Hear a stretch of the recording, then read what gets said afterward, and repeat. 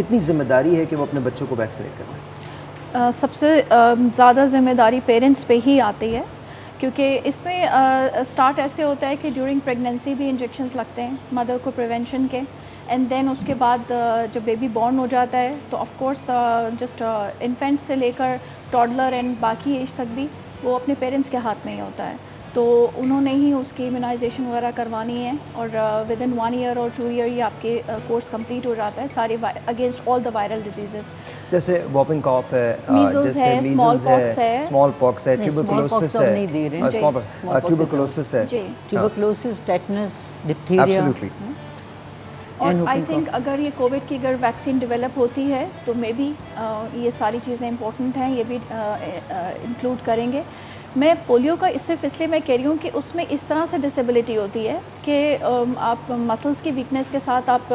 جو آپ کے لمز ہیں وہ کام کرنا چھوڑ دیتے ہیں، تو بچہ جو ہے وہ پرماننٹ ڈسیبل ہو جاتا ہے، تو آپ کے پیرنٹس کے لیے بھی پرابلم ہو جاتی ہے اور اس بچے کے لیے بھی بہت پرابلم ہوتی ہے.